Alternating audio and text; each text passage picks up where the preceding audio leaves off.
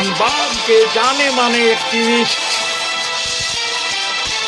M.K. आजाद ने आज राहुल गांधी पर लगाए गए सारे चार्जों पर बहुत ही सुंदर ढंग से अपनी पक्ष को रखे हैं। आइए इस संबंध में हम बात करते हैं। विदेश में राहुल गांधी का डंका बजना शुरू हो गया। राहुल गांधी के लोकसभा में बोले गए बयान पे उनका माइक को बंद कर दिया गया।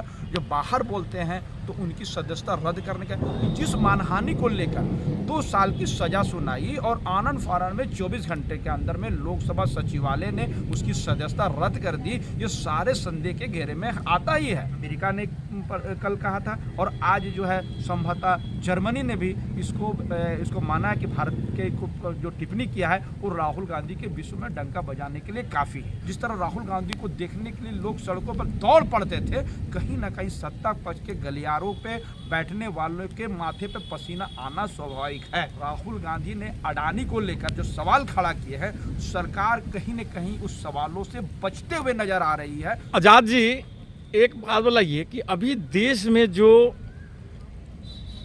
राहुल गांधी का मामला गरमाया हुआ, उनका सदस्यता और उनके आवास छीन लिए जाने के संबंध में, और सत्ता पक्ष बार बार हर मंचों से बोल रहा है कि राहुल गांधी को अपील में जाना चाहिए, राहुल गांधी को अपील में जाना चाहिए, ऐसा नौबत क्यों सरकार लाई? सर, निश्चित तौर पे आपने जो सवाल किया, आज भारत की पूरी राजनीतिक हलचल राहुल गांधी की सदस्यता को रद्द करने को लेकर चल रहा है।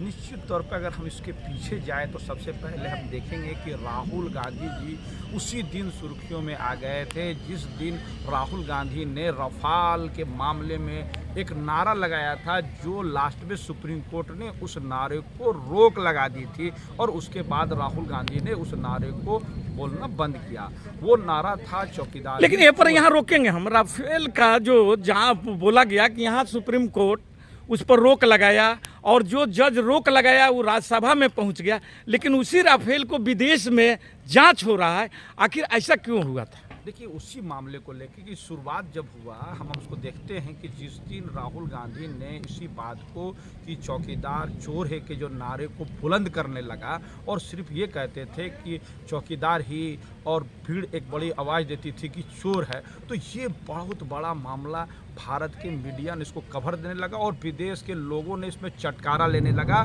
कि इसमें कमीशन की बातें कहीं न कहीं है। उसी दिन से लग रहा है, राजनीतिक कयास लगाए जा रहे हैं कि राहुल गांधी जी उसी समय से सत्ता पक्ष के लोगों का, कुछ खास वर्गों का जो है ना, एक तरह से राजनीतिक प्रतिद्वंदी बन के उभर रहे थे। बाद में सुप्रीम कोर्ट का जज ने जब इसको रोक दिया, उसके बाद राहुल गांधी ने उसको बोलना बंद किया। लेकिन कहीं न कहीं हमें लगता है कि सत्ता पक्ष के लोग राहुल गांधी से इसी बात को लेकर ज़्यादा खफा थे, क्योंकि जो बातें कही जा रही थी मीडिया के मार्फत में, और ऐसे बात किया जाता है कि हमारे वर्तमान प्रधानमंत्री चौकीदार साहब की जो राजनीति है वो साफ़ सुथरी है, एकदम साफ़ सुथरी। उन्होंने एक बात नारा लगाया था कि मैं ना खाऊंगा ना खाने दूंगा, और उसको उसके साख को धक्का लगा था।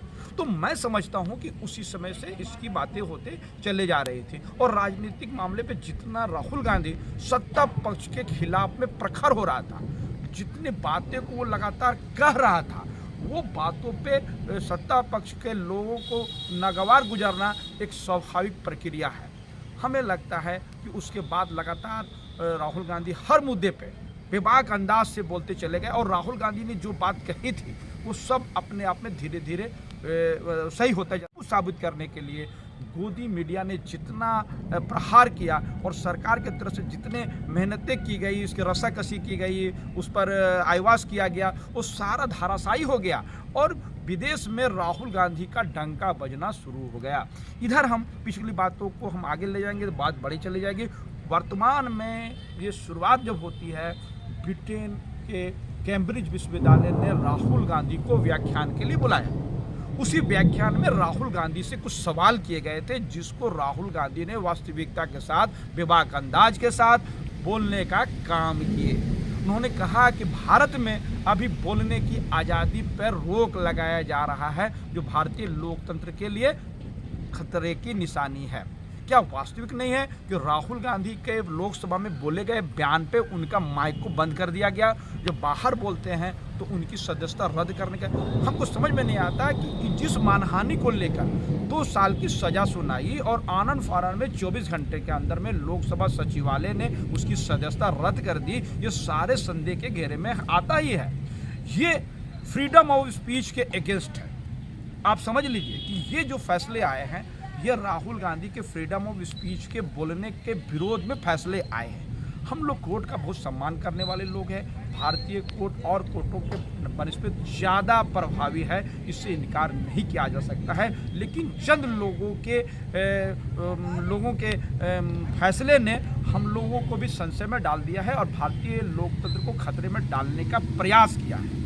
तो इसी को लेकर अभी जो फैसले आ रहे हैं, मानहानि को लेकर सदस्यता रद्द कर देना, कहीं ना कहीं विदेशी मीडिया को और सारे विदेश के लोगों को बोलने में जो है उसको मौका मिल गया है। यूँ कहे अभी अमेरिका ने कल कहा था और आज जो है संभवतः जर्मनी ने भी इसको माना है कि भारत के जो टिप्पणी किया है वो राहुल गांधी के विश्व में डंका बजाने के लिए काफ़ी है। तो ये हड़बड़ाहट थी। और इधर आप देखते हैं कुछ दिनों से जो राहुल गांधी का जो पैदल यात्रा थी, जो भारत जोड़ो यात्रा था, इससे सत्ता पक्ष के लोग घबराहट में थे। ये निश्चित तौर पर थी जिस हिसाब से राहुल गांधी के सभी जगह कार्यक्रमों में लगातार जो भीड़ बढ़ रही थी और उस भीड़ से जो मतलब सैलाब हो रहा था और लोगों का हुजूम देखने को मिल रहा है, जिस तरह राहुल गांधी को देखने के लिए लोग सड़कों पर दौड़ पड़ते थे, कहीं ना कहीं सत्ता पक्ष के गलियारों पे बैठने वालों के माथे पे पसीना आना स्वाभाविक है। तो कुल मिलाकर देखा जाए तो अभी जो मामले आप बोल रहे हैं और जिस हिसाब से राहुल गांधी ने अडानी को लेकर जो सवाल खड़ा किए हैं, सरकार कहीं न कहीं उस सवालों से बचते हुए नजर आ रही है। कहीं न कहीं अडानी को बचाने का सरकारी तरफ से प्रयास किए जा रहे हैं, जिससे राहुल गांधी के आवाज़ पे आवाज़ देने वाले की संख्या भारत में लगातार बढ़ रही है। तो जिस गोदी मीडिया को लेकर आप बात उठा रहे हैं वो तो अभी बड़ा शर्मनाक किया कि एक अतीक अहमद जो बाहुबली है, एक अपराधी है, उसका पीला पेशाब करने के मामले को लेकर जो मीडिया किया है, ये भारतीय मीडिया का गिरता हुआ स्तर को प्रदर्शित करता है। तो हमें लगता है कि ऐसे मीडिया को ऐसे बातों से बचने की कोशिश करना चाहिए और जनता के जो वास्तविक मुद्दे हैं उसको लाने की कोशिश करना चाहिए। दूसरी बात कि जिस हिसाब से अभी भारतीय जनता पार्टी के जो आप देखिएगा कि जो उनके अधिकृत प्रवक्ता है, जितना ज़्यादा सरकार का डिफेंड नहीं करता है, उससे ज़्यादा भारतीय गोदी मीडिया सरकार का डिफेंड करने पे खड़ी होती है, जो लोगों को सवाल के घेरे में खड़ा करता है।